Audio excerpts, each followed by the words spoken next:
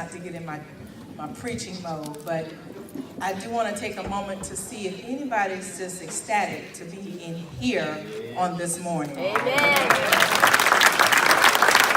That you're able to clap your hands and you're able to know who you are. So I just want to make sure that, we're all among the land of the living. So I want to make sure that you know that you are a walking, living, breathing miracle in this house on today. So if you know that you're a miracle, I just want you just to stand up just for a moment.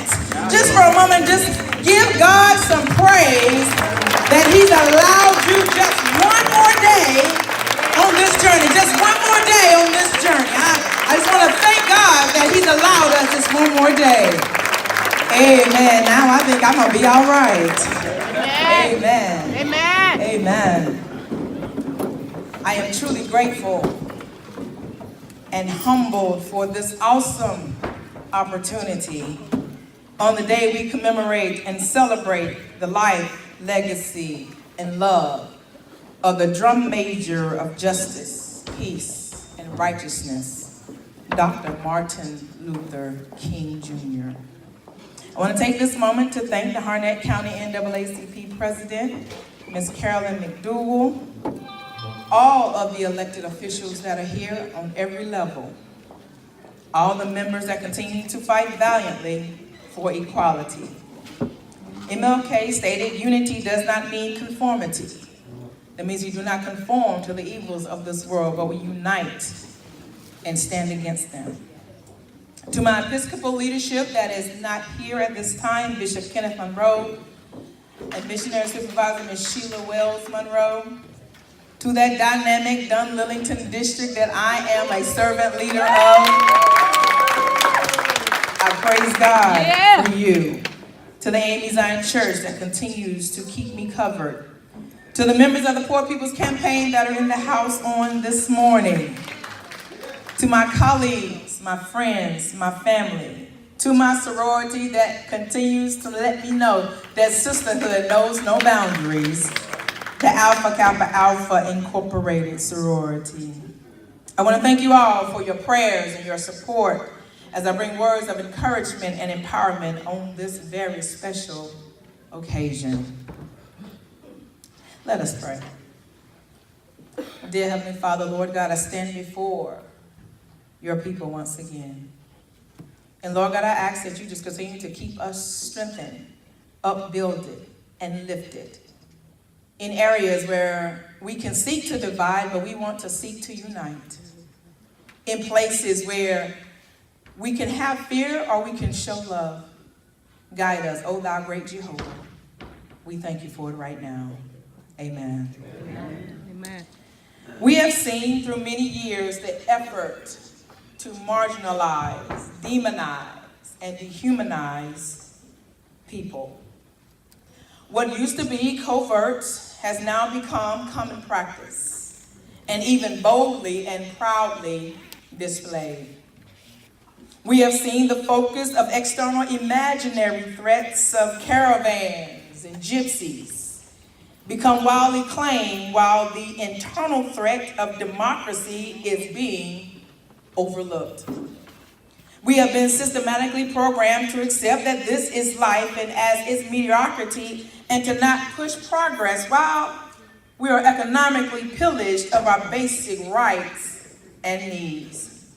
We have found ourselves in a state of emergency. In 2000, the Hospital Association determined that a uniform code system needed to be in place after 3 people were killed in a shooting incident. It is now called the Hospital Emergency Codes and are coded messages often announced over a public address system. It's to alert staff and various people of an on-site emergency. The use of these codes is intended to convey essential information to quickly and with minimal misunderstanding to staffing and people to prevent stress and panic. Confusion of these codes has led to a proposal for and sometimes adoption of some standardized codes. There's a code called Code Yellow that's considered a bomb threat called in.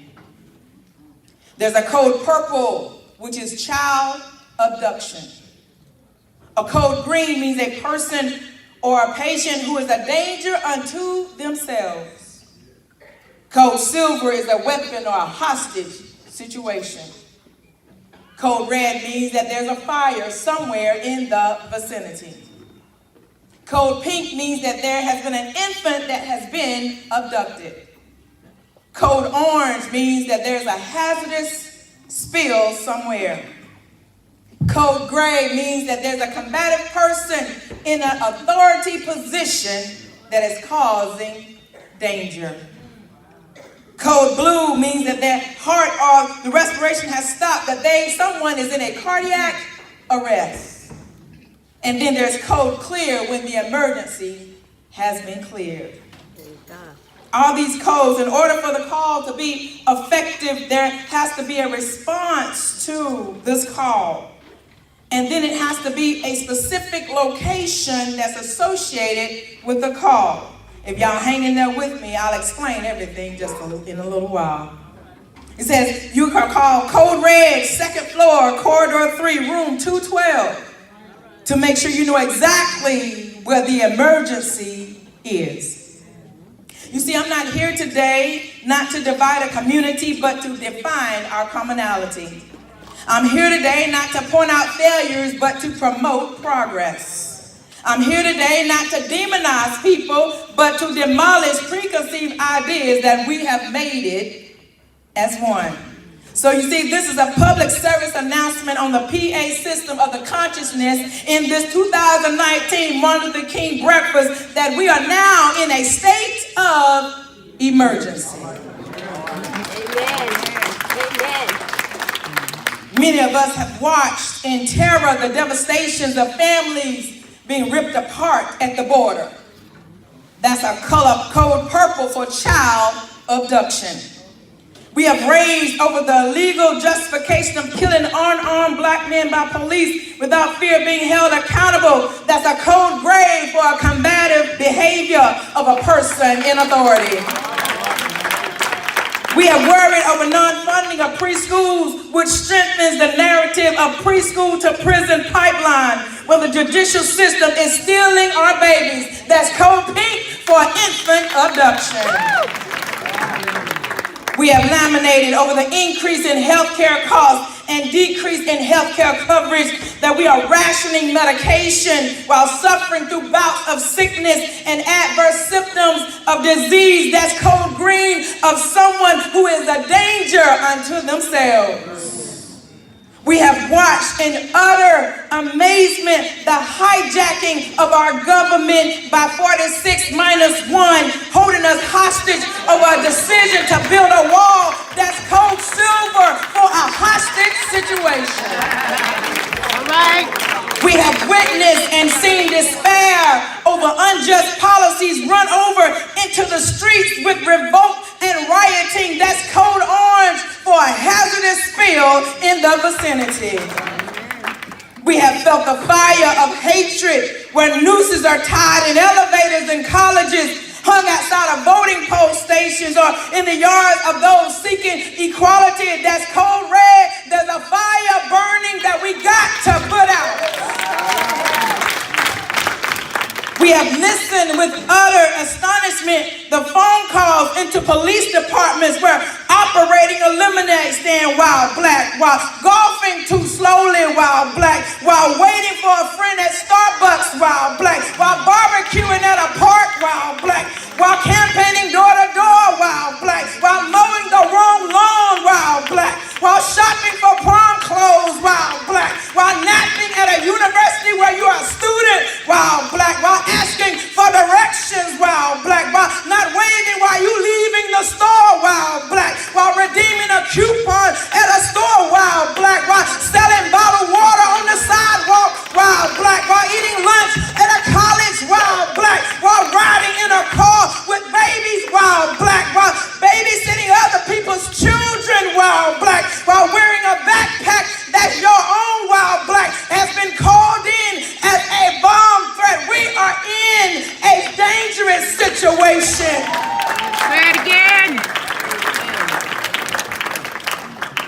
We've seen the heart of democracy stop as we witnessed and felt the regression of the Voters' Rights Act, the gerrymandering of the relining of the districts, the fraudulent claims of voter fraud, the outlandish displays of voter suppression. We're in a code blue situation. The heart of the democracy has stopped. We have 420,000 federal workers that have to work without pay due to a government shutdown over a non-effective border policy. Code blue! We have over 800,000 people directly affected by the furlough because we have a democracy that is in a hostage situation. Code blue! We have a reduction in funding for critical needs such as shelters for the homelessness, domestic violence center, shortages in funding for assistance of the most vulnerable people, our children and our seniors with mobile meals reduction and SNAP benefits. We are in a cold blue situation. We have watched in horror the heartbeat of decency stop, where the adultization of African American children makes it acceptable for grown men to punch, body slam, and manhandle our young girls. We're in a cold blue situation. The heart of justice has stopped beating, where our young men are considered a threat, not by the intelligence of their minds or the potential of their purpose, but by the pigmentation of their skin. We're in a cold blue situation. The heart of righteousness has stopped beating, where lawmakers seem to have racist Tourette syndrome, where they can yell, rattle off, and mispronounce historic black names and figures. We're in a code blue situation. There's a code blue situation at 1600 Pennsylvania Avenue, Washington, D.C. at the Oval Office. There's a code blue situation at 300 North Salisbury Street, room 400, Raleigh, North Carolina. There's a code blue situation at 16 West John Street, Raleigh, North Carolina. There's a code blue in these yet United States of America. After a code has been called on the PA system, you got to understand, then there's a rapid response team that is needed at the bedside of the patient that's in that code situation. We who are here today are part of the rapid response team, where there are ministers and police officers and state officials and extraordinary people who are ready to assist the patient of justice, the patient of democracy, the patient of equality. We are the rapid response team of fighters for justice, marchers for equality, and cultural changes of corrupt policies must tend to the bedside of the patient called these yet United States. We have to be the rapid response team that resists and empower the policies that prevent progress in the state of North Carolina. We have to be the rapid response team that resists and empower the policies that prevent in the county of Harnett. We, the rapid response team, must resist the actions that dehumanize our children to numbers and not people. We, the rapid response team, must resist and empower the resegregation of our school systems as they redraw school district lines to shift money to affluent schools and create a substandard educational system.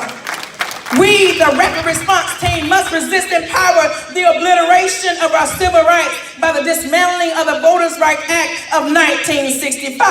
But just like Abraham Lincoln stated, where slavery is there, liberty cannot be. And where liberty is there, slavery cannot be. You see, the great Abraham Lincoln tried to put slavery and liberty in an asynchronous relationship for us. But how far have we really progressed in achieving the liberty we Americans love to sing about proudly?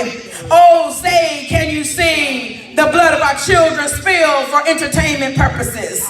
Oh, say, can you see the destructive actions of fear tactics to take our voices and our power away? Oh, say, can you see by the dawn's early light where we are standing shoulder to shoulder, hand in hand, and we shall sing, we shall not be moved. We shall resist in power to change the laws that seek to divide us by informing everyone that your voice does count, that we're going to educate them on the relevant issues that are at hand. We shall resist in power to change the narrative that we can no longer sit idly by and be reactive to a circumstance, but we will be proactive in a strategy for better representation on the school boards, for better representation on the city council, for better representation in our court system, for better representation in our state government, for unjust laws that are passed. We will resist and empower any acts of oppression, from selective hiring to selective housing. We will resist and empower by demanding and fighting for a living, working wage. We will resist and empower by demanding and fighting for increased affordable health care for one and for all. We will resist and empower by continuing to put pressure on the legislature, on the laws being written and passed that limit early voting. We will resist by demonstrating and engaging in nonviolent protests that we will stand and we will not be bargaining chips from a hijacked government of 46 minus 1. We will resist in power and stand boldly one with another fearlessly for every man, woman, boy, and girl, regardless of race, creed, or color. Where we will resew the fabric of this democracy with threads of hope and with love. Where when we hear the words of the Constitution, we can believe that it is harmonious with the great Martin Luther King words, that we hold these truths to be self-evident, that all men, black men and white men, Jew and Gentile, Mexican, Chinese, Protestant, Catholic, Greek and domestic, janitors and judges, prostitutes and presidents, PhDs and GEDs, blue collar, white collar, and no collar, that we are all endowed by our Creator, that we are fearfully and wonderfully made. We are marvelously created. We are magically mysterious. We are geniusly gifted. We are passionately peculiar with unalienable rights to overcome every obstacle of oppression, succeed in spite of all the things that thrown our way. We are valiantly victorious, that among us is everlasting life. O liberty, alas, am I born in this, to wear the slaveless chain, to deprive of all created bliss through hardship, toil,